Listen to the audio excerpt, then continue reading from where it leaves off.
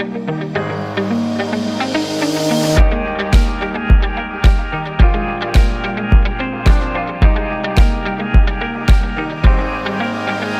Friends, welcome to मंजिल। आज मैं खास इन्फॉर्मेशन लेकर आई हूँ कनाडा स्टडी वीज़ा को लेकर, जिसके रिगार्डिंग मैं आपको दूंगी 3 big good news. Yes guys, चाहे आप गुड न्यूज़ कह लीजिए या फिर अपडेट कह लीजिए, चाहे फिर अपने नैनी प्रोग्राम के थ्रू आप बाहर जाना चाहते हो या चले गए हो, या आपने कोई पायलट प्रोग्राम लिया है, या आप इंटरनेशनल स्टूडेंट हो, या फिर आपने ओपन वर्क परमिट की बेसिस पे आप गए हो, ये जो न्यूज़ है, जो फर्स्ट न्यूज़ है, गुड न्यूज़ है, वो सबके लिए इक्वल है। सो अगर आप इस वीडियो को देख रहे हो तो इससे ज़्यादा शेयर करना, ताकि जो ये इंपॉर्टेंट फैक्ट्स जो कनाडा के बारे में अभी रिसेंटली आए हैं, ज़्यादा से ज़्यादा जो पीपल या फिर स्टूडेंट्स हैं इसके बारे में अवेयर हों। सो सबसे फर्स्ट गुड न्यूज़ तो आपको मैं बताऊँगी कि इन सब प्रोग्राम्स के लिए जो मैंने बताया, किसी भी वीज़ा के लिए आप बाहर गए हो उसके रिलेटेड न्यूज़। एंड सेकेंड है कनाडा के ट्रैवल को लेकर, उसकी होटल क्वारंटीन को लेकर। एंड थर्ड जो है कि यूनिवर्सिटीज़ जो हैं वो आने वाले कुछ महीनों में या पीरियड में कुछ एक ऐसी लेजिस्लेटिव प्रोग्राम्स या फिर लेजिस्लेटिव लॉज बनाने वाला है जो कि फेवरेबल होगा इंटरनेशनल स्टूडेंट्स की तरफ पे।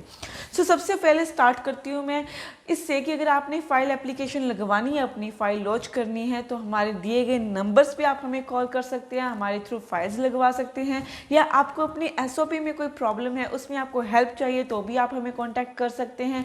आइल्स में आपको प्रॉब्लम आ रही है, पीटीई में प्रॉब्लम आ रही है, या फिर और किसी इंग्लिश लैंग्वेज में प्रॉब्लम आ रही है, उसमें आप हमसे कोचिंग ले सकते हैं। इवन कि ऑनलाइन कोचिंग की जो रिक्वायरमेंट है वो भी आप प्रेफर कर सकते हैं।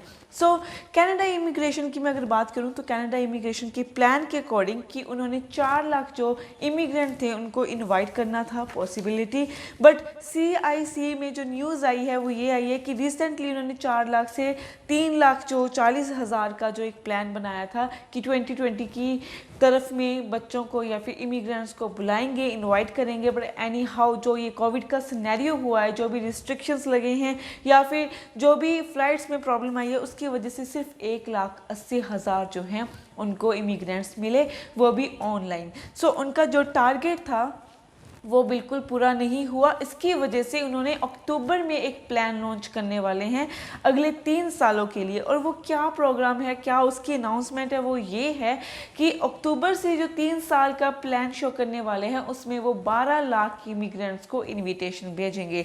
यस गाइस, और 12 लाख इमिग्रेशन की अगर मैं एवरेज निकालूँ तो 4 लाख प्रति साल जो है इनकी एवरेज निकलती है। तो 4 लाख प्रति साल जो हैं वो इमिग्रेशन को इनविटेशन भेजने वाले हैं। सो इसी तरह जो हमें जनवरी में देखने को मिला वो ये देखने को मिला कि 20 से 25,000 के करीब तकरीबन लोगों को जो है PR के लिए इनविटेशन मिला और PR अप्रूव भी हुआ। सो इसी तरह वो आगे के 4 लाख बुलाएंगे। और ये 3 साल की कैटेगरी के लिए इन्होंने कैटेगराइज किया हुआ है कि 3 साल में ये ऐसा अपने 12 लाख की जो इनका टारगेट है अपनी इकोनॉमी को बढ़ाने के लिए वो जो है वो इंक्रीज करेंगे, जिसका डायरेक्टली अफेक्ट जो है वो सभी इमिग्रेशन के ऊपर पड़ने वाला है जो बाहर जाना चाहता है, चाहे वो स्टूडेंट बेसिस पे, चाहे नैनी प्रोग्राम्स के बेसिस पे, चाहे ओपन वर्क परमिट या फिर किसी पायलट प्रोग्राम या स्पाउस, किसी भी केस पे आप बाहर जा रहे हो या एक्सप्रेस एंट्री के केस पे आपका जो ये है बहुत ही प्लस पॉइंट होने वाला है। क्योंकि फरवरी में भी इन्होंने एक पॉइंट निकाला था कि कनाडा जो एक्सप्रेस एंट्री ड्रॉ निकाला था एक्सपीरियंस क्लास के लिए, जिसमें इन्होंने 60 से 70 हज़ार लोगों को जो हैं वो इनविटेशन भेज चुके हैं। एंड जो PR के लिए अप्लाई करते हैं एक्सप्रेस एंट्री के थ्रू, उनको मैं ये बता दूं जो एक्सप्रेस एंट्री है उसका जो टाइम पीरियड है वो 8 से 9 महीने का होता है। सो अपने इस टाइम पीरियड को दिमाग में रखकर अपना एक्सप्रेस एंट्री के लिए अप्लाई कीजिएगा, क्योंकि अक्टूबर में जो है वो बहुत ही प्लस पॉइंट होने वाले हैं हर किसी प्रोग्राम वाले स्टूडेंट को या इमिग्रेंट को। और जो फैमिली क्लास के बच्चे हैं या फैमिली क्लास के जो लोग हैं उनके लिए ये ऑफिस सेटअप भी कर रहे हैं। ये इनकी CIC के जो न्यूज़ चैनल था इनका, उसमें ऑफिशियली अनाउंसमेंट की गई है। ये तो थी हमारी सबसे पहली गुड न्यूज़। और सेकंड गुड न्यूज़ है वो ट्रैवल को लेकर है। वी ऑल नो कि ट्रैवल को लेकर कितना कॉज मचा हुआ था। इन्होंने होटल क्वारंटीन जो था वो इन्होंने मैंडेटरी किया था फॉर 3 डेज़ कि जो भी आपके रिजल्ट आएंगे या तो वो आपको भेज देंगे अपने सेंटर में अगर आपका पॉजिटिव आता है, और अगर नेगेटिव आता है तो आपको 3 डेज़ डेज़ का जो होटल क्वारंटीन था वो मैंडेटरी किया गया था, और उसके बाद जो था आप अपने जो बाकी के दिन थे क्वारंटीन के वो आप अपने किसी भी आपके जो रेडनेस प्लान में आपने लिखा हुआ था उस जगह पे जा सकते थे। But due to lack of या फिर lack of places in hotels उसमें कमी आ रही थी, सो स्टूडेंट्स जो थे वो अप्लाई नहीं कर पा रहे थे क्योंकि वो पहले से प्री ऑक्यूपाइड था। इसकी वजह से वो जो हैं वो होटल्स की जो लिस्ट है, रिक्वायरमेंट है, वो आने वाले कुछ दिनों में इंक्रीज़ करने वाले हैं। इसके पीछे एक डायरेक्टली रीज़न ये है क्योंकि जब DLI लिस्ट आई थी तो उसमें जो पहली लिस्ट निकली थी तो काफ़ी बच्चे निराश हुए थे कि उनके रेडनेस प्लान में उनका कॉलेज आया नहीं था, जिसकी वजह से उनके जो इकॉनमी या फिर उनके एडमिशन्स पे काफ़ी इफेक्ट हुआ था।